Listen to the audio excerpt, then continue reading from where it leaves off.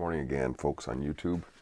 Steve here again, and I wanted to talk about something that came to me this morning, which is a tendency I've noticed in people, including myself, to become emotionally triggered over certain topics.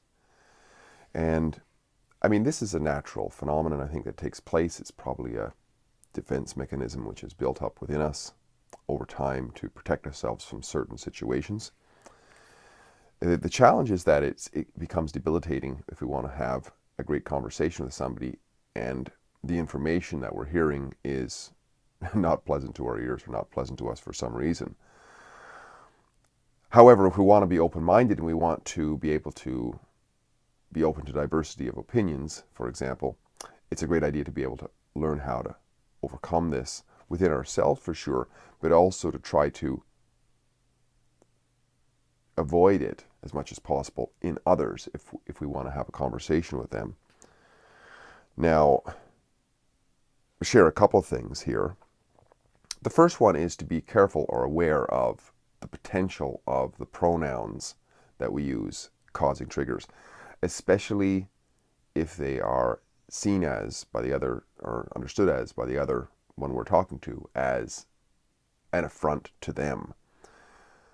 So, for example, if we say, or somebody says, "You are wrong," on that something that was said, well, that can be taken as an affront, right? I mean, whether it should be or shouldn't be, I'm not making a judgment on that. I'm just saying it can be. How could it be changed? Well, it could be changed to,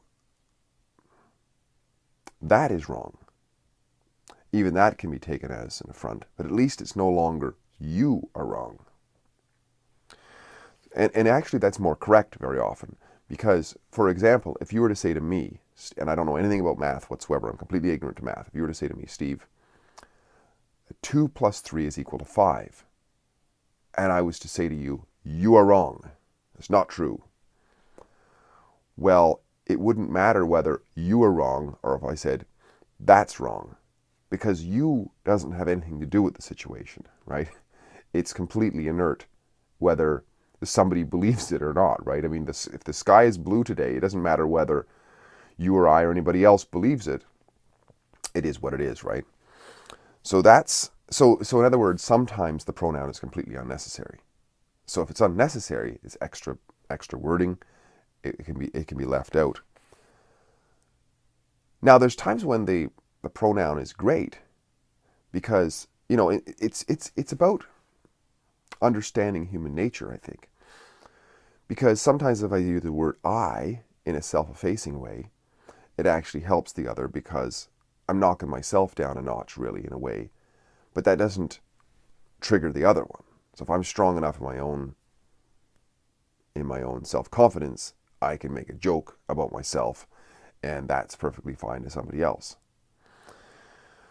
Also, using the pronoun of others like "you" or "yourself" or "they" if it's something that somebody's trying to defend, whatever. If it's something said in a positive light, then that can actually help to boost people up, and it won't necessarily be triggering. So it's not as though we have to avoid the pronouns. It's just being aware of what they're being attached to and the nature of people to be offended by what feels like or seems to them like self-attacks, right? Now, whether this should be or shouldn't be, it's what it is very often, right? So it's not about whether it's what whether we're going to try to avoid it or whatever. I mean, if we're in conversations in life and we're totally open and honest and we're not aware of people's tendencies, we're going to get triggered ourselves and we're going to trigger others. And it's going to be an impediment because it'll begin to shut down the conversation, right? So that's the first one, is to be careful with the use of the pronouns. The second one is to be able to use more questions rather than assertions. And to place things in a questioning way. So rather than saying something like, this form of politics is a better way to go. Say it's a left and right conversation. If you're to say, well, the left's viewpoint is the best because it takes care of people, right? As an example. Well, if somebody is on the right, then that might be it's more forthright. It's saying it's putting yourself in a stance, and it's just open for immediate pushback, right? It's calling for pushback. On the other hand, if it's formed in a question, it could be something like, don't you agree? Or wouldn't you agree? And this is once again using the pronoun, but it's in a positive way because it's not putting somebody down. It's not seen as a put down. It's allowing the person to contribute. So wouldn't you agree? How many people take an affront to that? Or rather than you're wrong, right?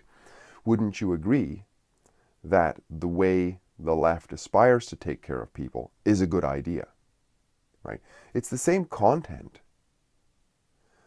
but it's more engaging. It's not like, boom, here's what it is. It's wouldn't you agree? So now I'm not stating that this is my viewpoint specifically. I'm just trying to bring you into the conversation. Right? Or it could be something on the left, whatever it is. But whatever those triggers could be, to be aware of them and to be aware of the use of questioning as a very powerful thing. So in the first example of 2 + 3 equaling 5, that's an assertion, right? Wouldn't you agree that if you had 2 items and you added another 3 items, you would have 5 items? See? It's using the pronouns for sure, but it's not a pronoun that's an affront. It's not something that's charged with you, do, whatever, right? It's opening, it's allowing, because human nature is, we're kind of tribal. We want to be part of the group. So wouldn't you agree is rather inclusive. It's allowing, it's saying, hey, come on in. Wouldn't you agree with this? And it actually also encourages the conversation, whereas an assertion it's a little bit harder to see that. It's encouraging the conversation because the question is looking for an answer of some sort, right? So the third thing, which I think is important to avoid this emotional triggering, is trying to find that common ground, which is a lead-in from the last situation of the questioning, right?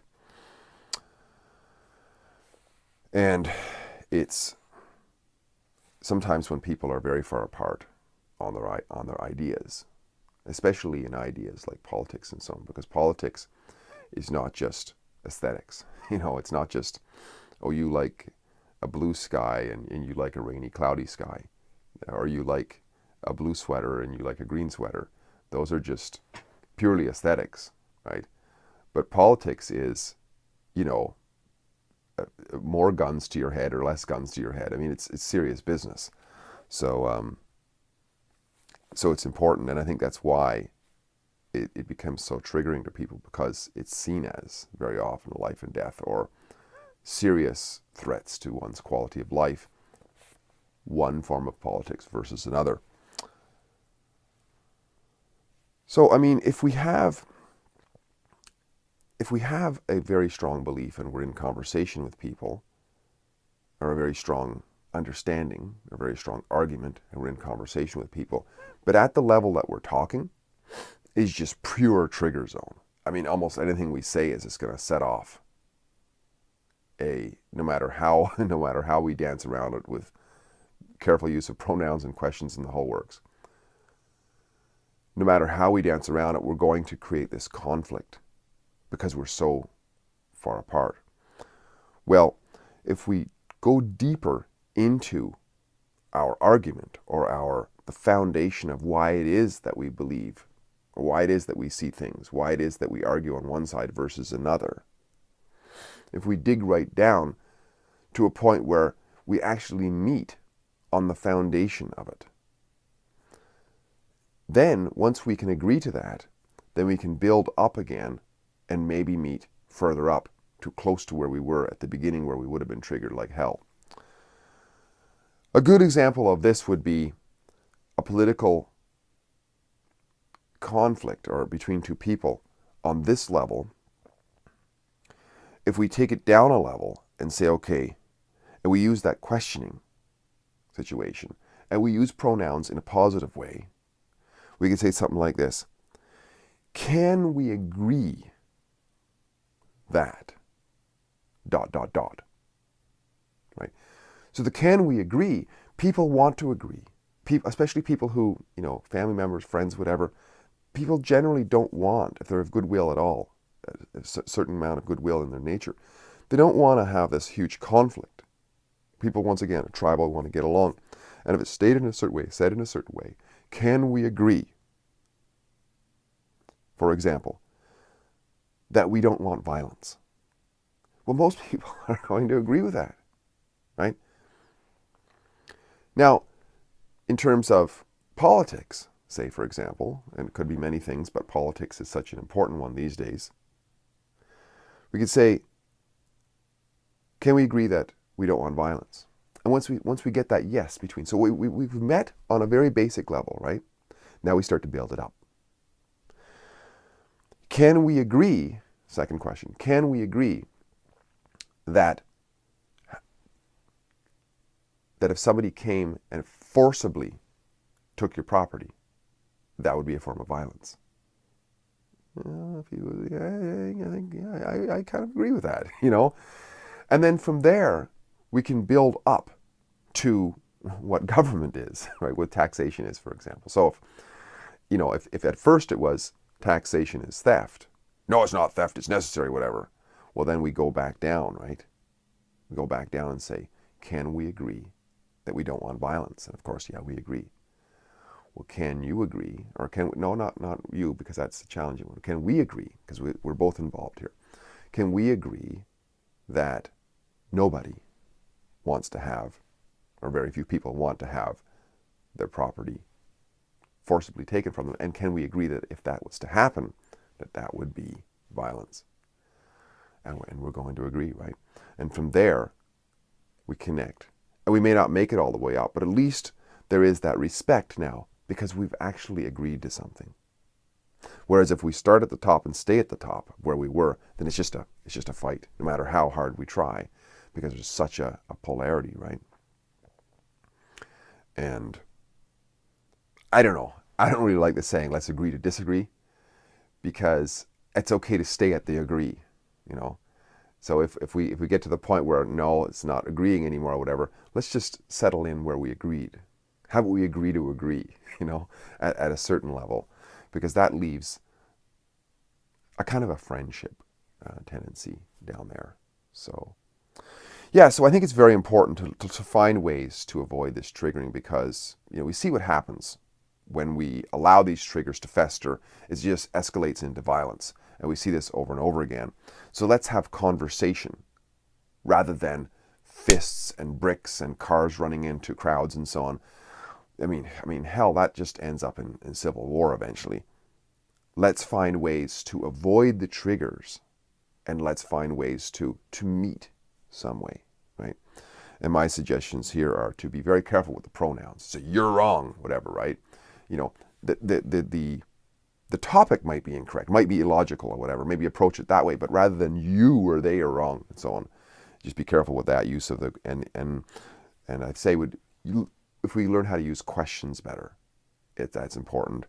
And also, if we can somehow find agreement at a certain level and remain at that agreement level, at least for now, until eventually we can revisit it and maybe learn more and make higher connections of agreement. Steve here again, great chatting. Hopefully this is helpful on how to avoid triggering.